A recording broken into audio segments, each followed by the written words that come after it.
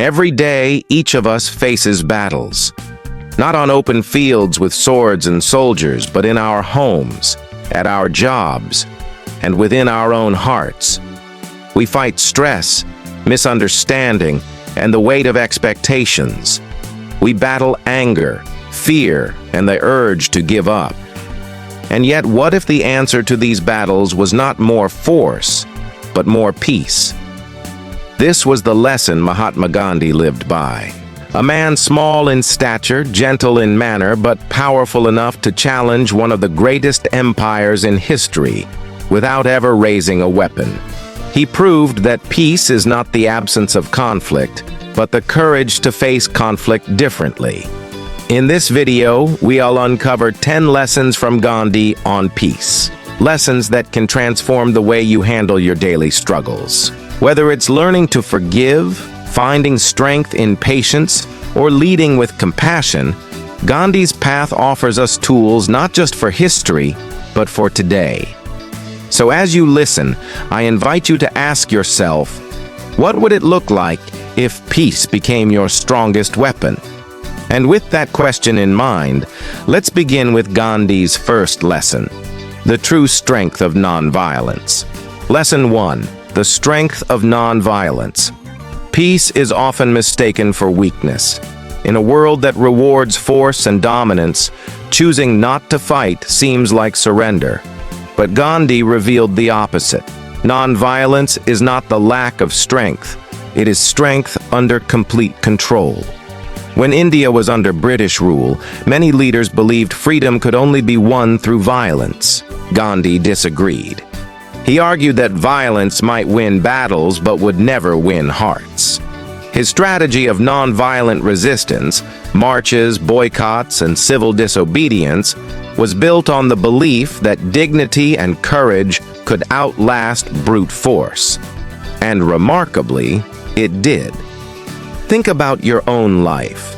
How often do we meet conflict with anger, words we later regret, or actions that hurt more than they heal? Gandhi's lesson reminds us that true power lies in restraint, in choosing peace when retaliation feels easier. It doesn't mean staying silent. It means responding with clarity, calm, and purpose. Maybe there's someone in your life testing your patience today.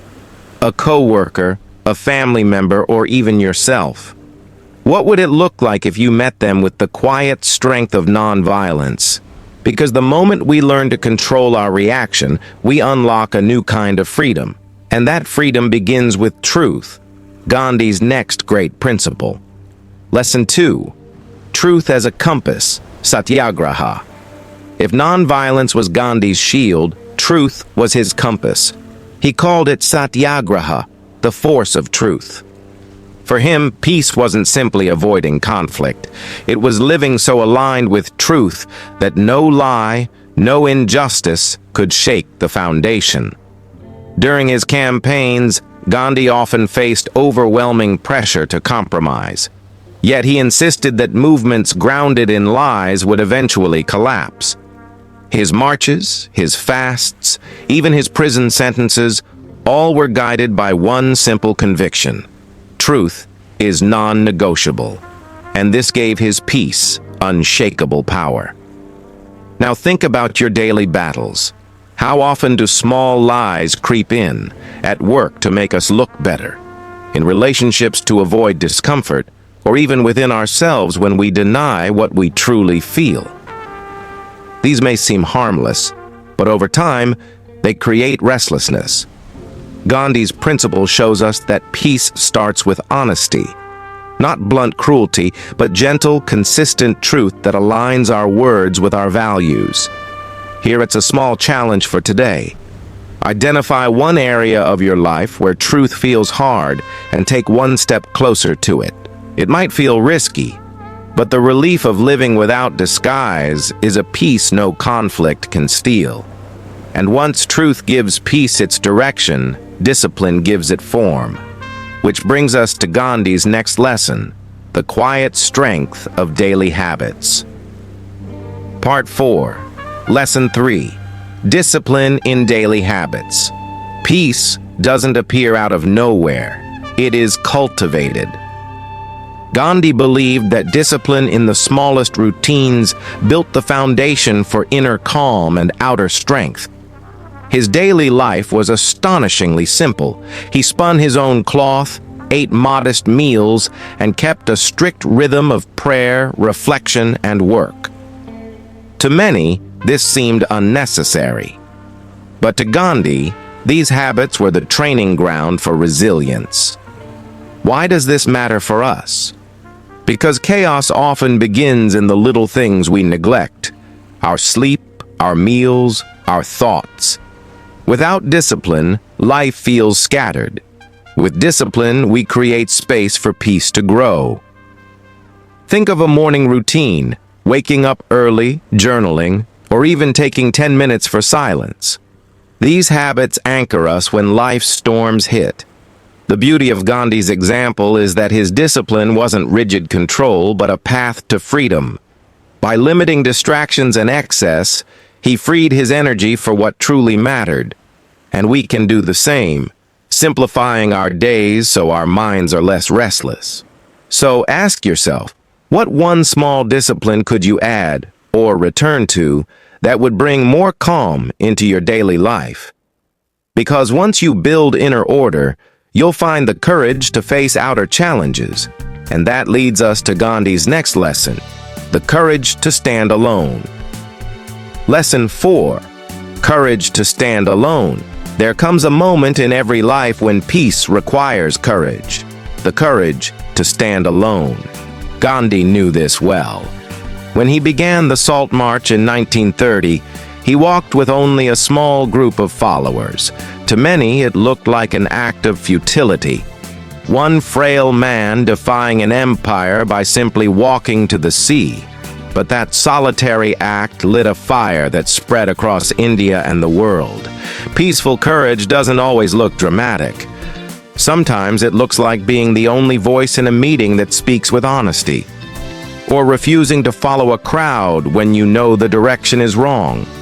Standing alone can be uncomfortable, even frightening. But Gandhi's life teaches us that solitude in truth is more powerful than popularity built on compromise. Maybe you felt that moment. The silence after you speak up, the uneasy glances when you choose differently. That silence is heavy, but it is also the space where courage grows. Ask yourself, where in your life are you being called to stand apart? It might be small, but your quiet stand could inspire others to rise later. And standing alone doesn't mean standing without love. For Gandhi, courage always led to compassion, the next step on the path to peace. Lesson 5. Compassion as leadership. True leadership, Gandhi believed, was not about commanding others. It was about serving them with compassion. He refused to see people through the rigid labels of caste, class, or religion. Instead, he reached out to those society had pushed aside, calling them Harijan, or children of God. This was not symbolic. Gandhi lived alongside them, cleaned with them, and embraced their dignity. Why does this matter? Because compassion changes the way people trust us. In a workplace, a family, or even among friends, authority without compassion feels cold. But when people feel understood, when their struggles are seen and respected, they respond with openness and loyalty. Compassion doesn't weaken leadership, it deepens it. Think about a leader you admire. Chances are it isn't at their title or achievements that touched you. It is the way they made you feel valued.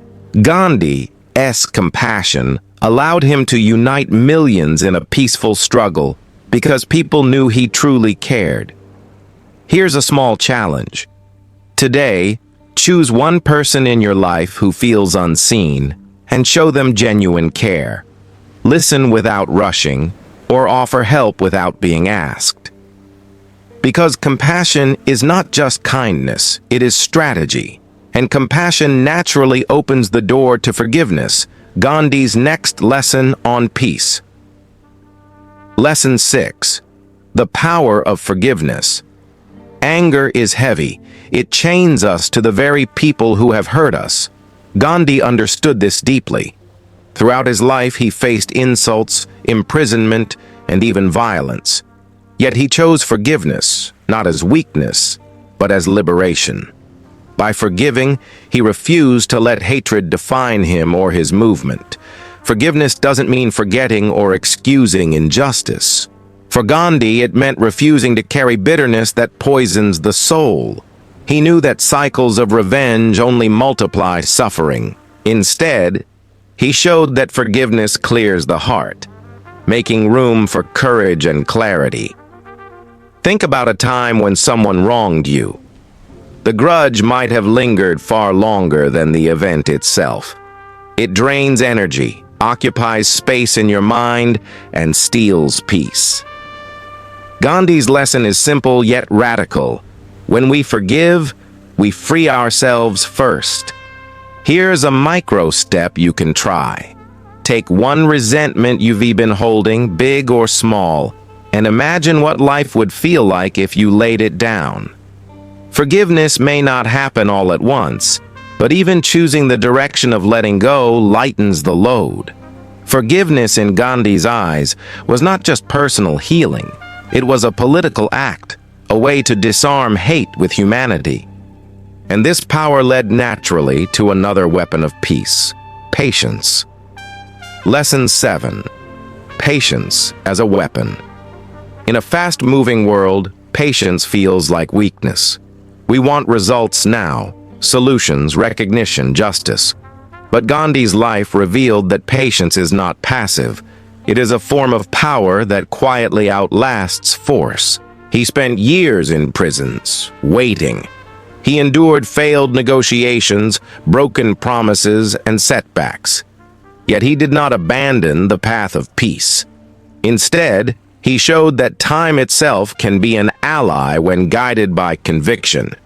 His patience allowed movements to build momentum slowly, like rivers carving stone.